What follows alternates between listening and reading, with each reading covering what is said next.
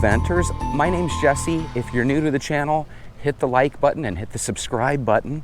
I like to take a walk every day, and if you like walking every day, I hope that you'll walk every day with us.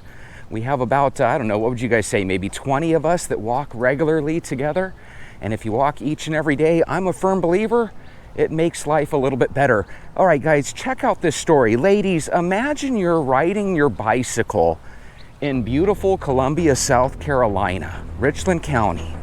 Somebody accidentally hits you, and all of a sudden you're hurt and you're in someone's front yard. That person that hit you gets out, but instead of rendering aid, imagine they punch you in the face, put you into a chokehold, and then while you're trying to get your senses about you, they're starting to drag you back into the car to actually kidnap you. Is that the scariest scenario ever? 24-year-old Timothy Olness, here's a picture of him. He was arrested, charged with assault and battery and attempted kidnapping. This happened August 2nd, so it just happened about a week ago. Now here's the crazy thing. The sheriff said that this guy is flat out. He's a danger to our community.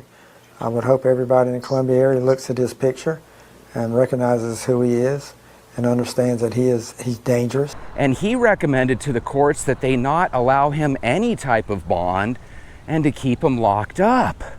And we asked that he be held with no bond. Unfortunately, $100,000 bond was set on him. He immediately got out. The judge ended up giving this guy a $100,000 bond, and they agreed for him to be monitored by an ankle monitor, one of those ankle bracelets, right? Somebody was able to put $10,000 up on his behalf and get him bonded out. Here is a picture of what happened to this poor lady. If you look at the picture alone, you can tell she went through a nightmarish ordeal. But the victim fought back and got away. Olness was released on a $100,000 surety bond. He must also wear an ankle monitor, with many residents questioning how someone can be released after a crime of this nature. The use of GPS ankle monitors has become more common to ensure someone released is staying in the area and away from victims. The Sheriff's Department encourages the public to stay vigilant, always be aware of your surroundings, and travel in pairs. I don't know if you guys ever heard this, and I don't know if it's still true today, but I remember about 4 or 5 years ago, I heard that Phoenix, the city that I live in, is one of the sex trafficking hubs of the country, if not the world. That's kind of scary. Friends, you've arrived at the right place. This is Jesse, and he'll be our guide for today. Welcome to Walk Talk Vent. Now, the sheriff was on the side of the victim, and the sheriff was on the side of the people. But if you turned on your evening news and you lived in Columbia, South Carolina, and you heard the sheriff of Richland County say this: if he does do this again, it's not on us. We did our job. We found him, we arrested him, the court system let him out. So that's on the court system. He's saying that literally we have some court systems in this country, his very court system that he's a part of, where it's doing too much to help the bad guy and not enough to help the victims. And I think we as a people need to hold our elected officials to the fire on this. Inevitably, somebody will put in the comments, Jesse, the judges are only allowed to give punishments that are allowed by the land and the jurisdiction that they're a part of, right? But the reality is that excuse doesn't really fly with me anymore.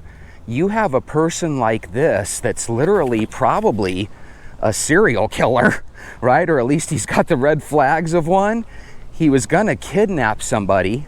For all we know, he was gonna sex traffic her. And he did hit her with the car. To me, that looks like attempted unaliving. How you let this guy out on the public and all he had to do was find somebody to put up $10K for him, that just seems crazy. Why not give that guy a $5 million bond so his family has to come up with $500,000, something that makes it darn near impossible? That guy should be under the jail. let alone free and you know, walking the streets.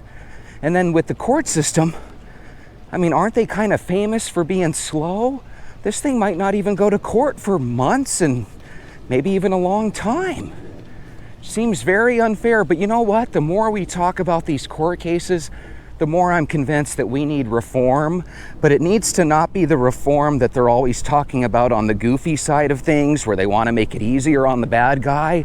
We need to start making it very, very tough on criminals. Everybody feels the same way. We just need to do it. We need to say, hey, if we're going to vote for you, whether you're an independent, whether you're a Democrat or a Republican, if you're not for having safe streets and keeping the bad guys locked up and keeping the community safe, we're not going to vote for you. That should just be one of those things that people that are running for office, that should just be a natural, you know?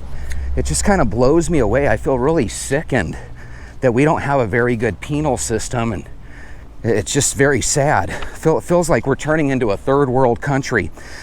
Diana Vanderkloot, 4322, says he hit her on purpose so he could more easily kidnap her. Oh my God. So now she may run into him somewhere? Her trauma and fear must be off the roof. It's really hot as hell out here. It looks all nice, right? You see me walking in the shade. It's 110 degrees, and it is every single day. So let's talk about that trauma. If you were this lady with the injuries that she has, and those are the injuries on the outside, imagine the mental trauma and anguish and scared feelings that she's going through on the inside.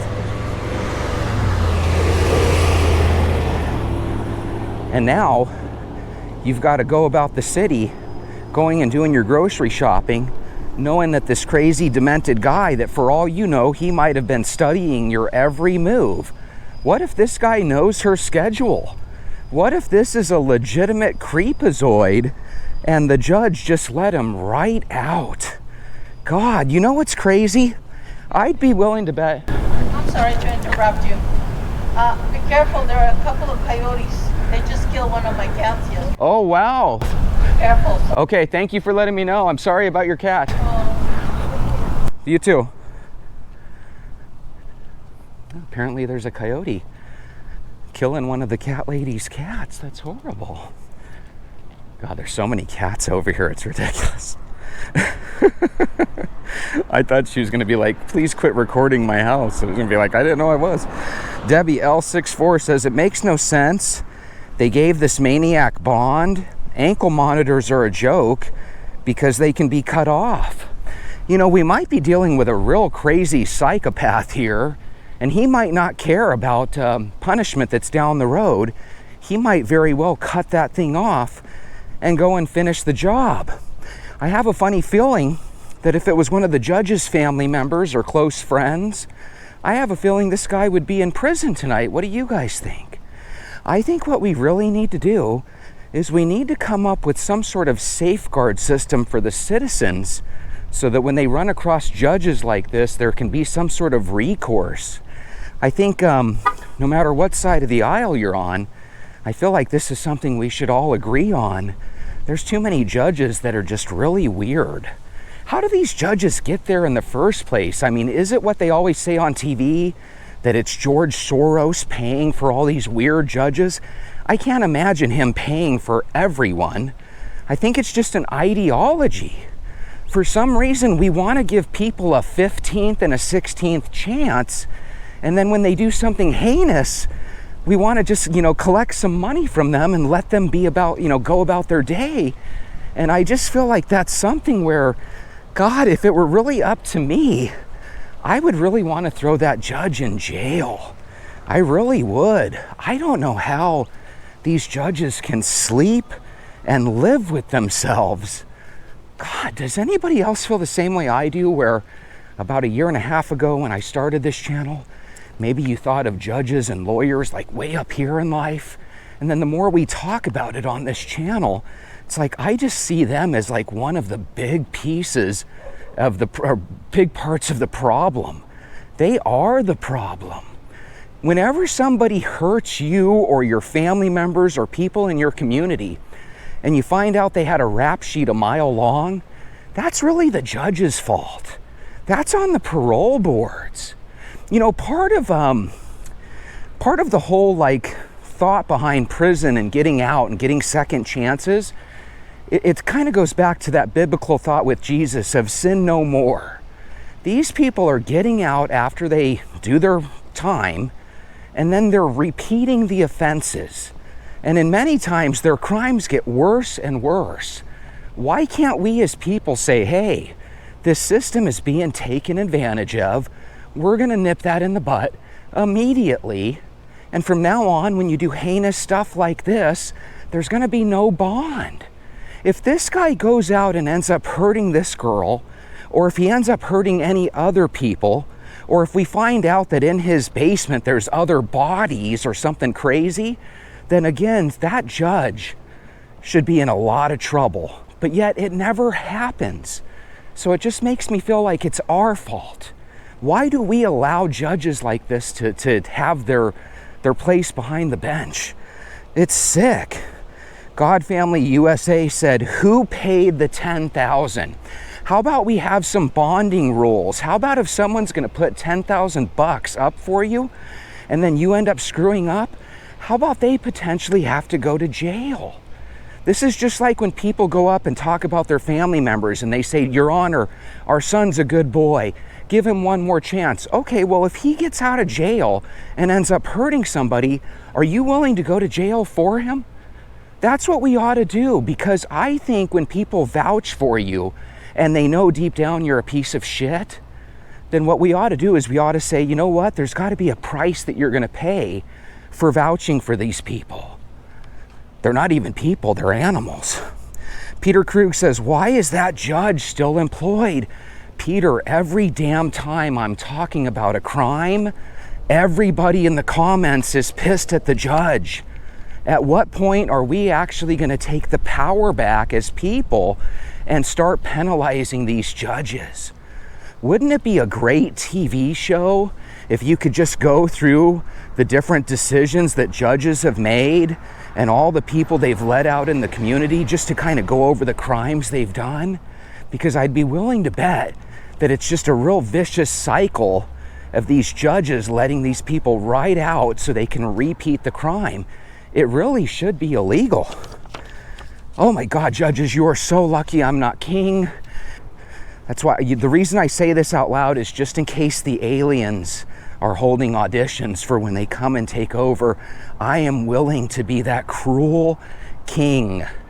POP 2077 says, the people in this world are getting worse and worse, which brings me to my first and only rhetorical question for you guys. What if it is?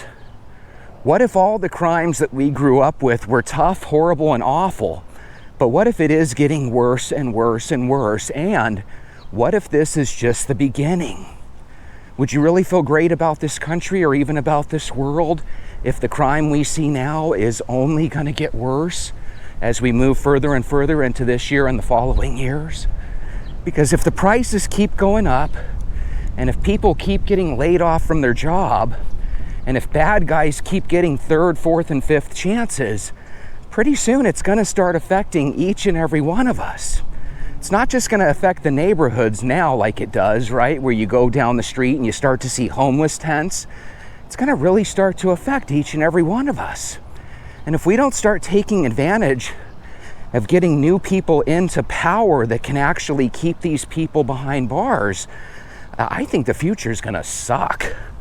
I think the future is going to suck, and I do blame these judges and parole boards. They are literally, they're worse than the criminals. Because a criminal can only hurt you with what he can hurt you with, right? His arms, his mind, his weapons. A judge can let out endless amounts of criminals into your community. So in that regard, I think a judge is even scarier than the bad guys themselves. But I would like to know your thoughts on this. If you would, hit the like button, or if you hate what I say, please hit the thumbs down button. I'm totally cool with it. If you also disagree with me in anything I say, leave it in the comments. And make sure you come back again tomorrow so we can walk again, and we'll talk about the next story that's on deck. I'll see you then.